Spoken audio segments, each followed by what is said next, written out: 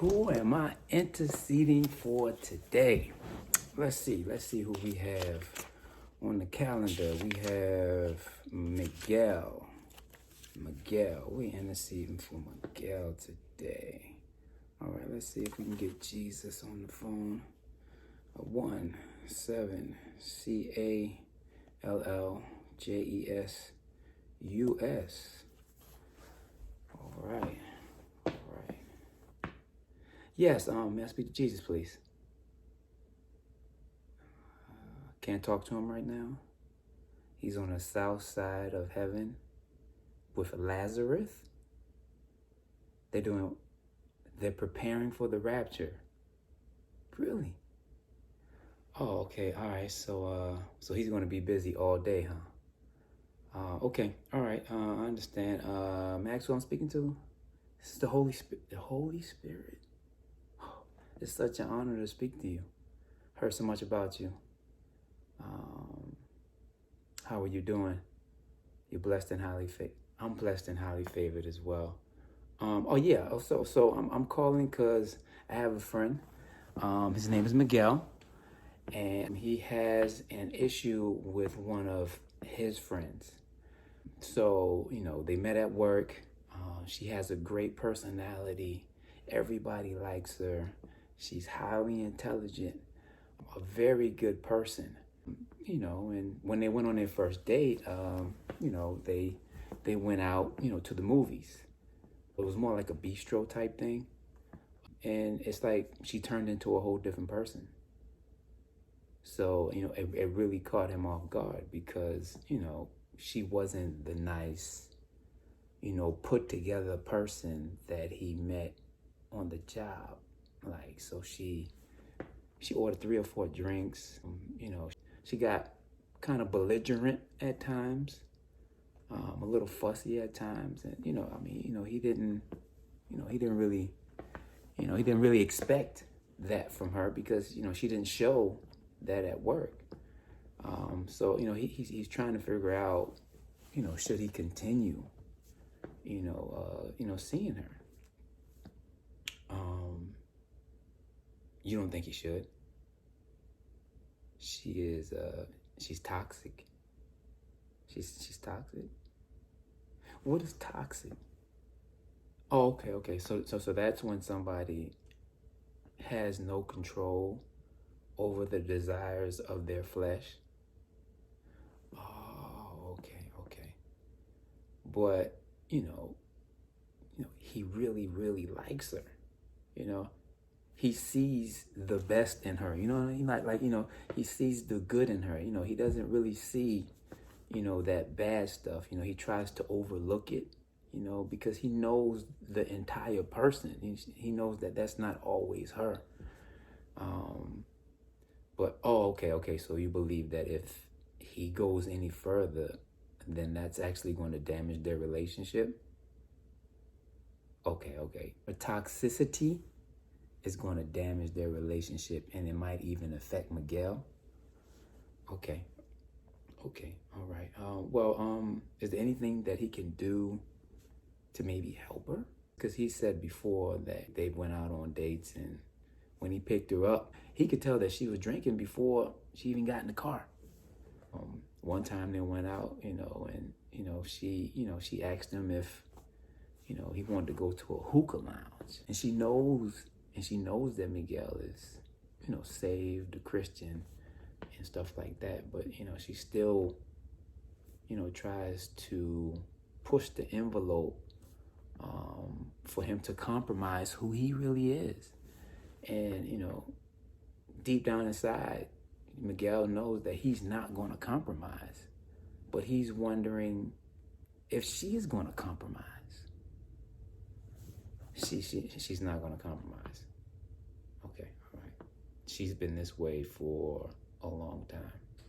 Okay. So it's really nothing Miguel can do.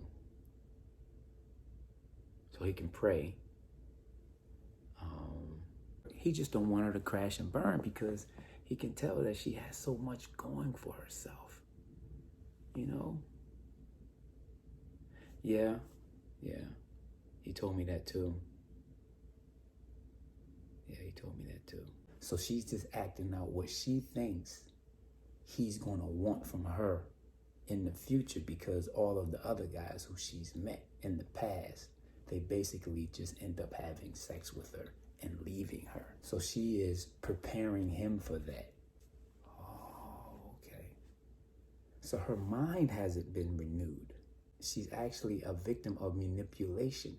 She's been manipulated for so long that when she meets somebody who actually means her good, she self-sabotages.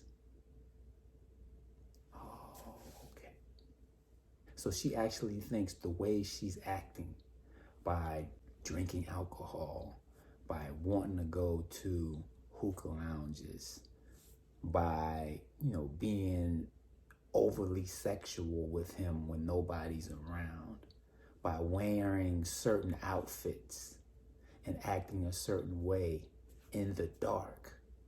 She thinks that that's actually something that he wants, because she's so used to men who she's dating wanting that from her. Oh, okay. So she's been programmed. OMG. So she's been programmed to act this way. And this is how she copes with men after they leave her. She can still feel like she's receiving that pleasure. OMG. She's been programmed. So she's already at the end.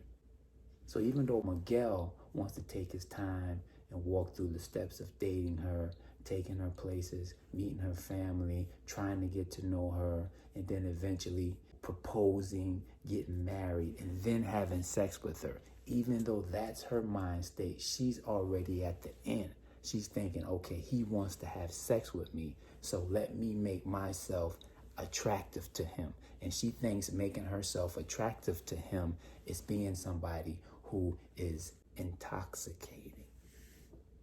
So in her mind, in order to intoxicate him, she has to intoxicate herself. So that's why she does the alcohol, and she smokes the hookah, and she wears the things that she wears, because she thinks that, okay, in order for me to intoxicate Miguel, in order for me to seduce Miguel, I need to intoxicate myself so I can intoxicate Miguel. I need to trick myself. I need to seduce myself into thinking that I am this object of pleasure, so Miguel can also think that I am this object of pleasure. Oh, I get it now. Okay. I'll let Miguel know that he should not compromise who he is. He should treat her like the woman that she is. And he should also show her the love of God from a true man of God. And as long as he stays true to himself, eventually a light snap on within her. And she'll know that, okay, he's different. And because Miguel is different, she can now be different. And when she becomes different, then they become compatible. And when they become compatible, then that's when the change is going to come.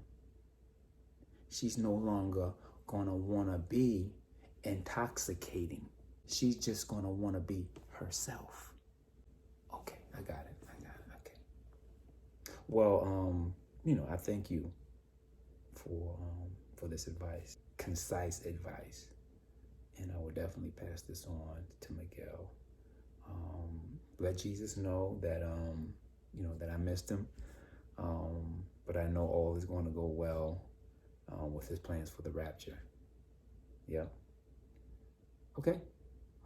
No problem. Yeah. Absolutely. Yep. Billion souls ain't enough. Okay. All right.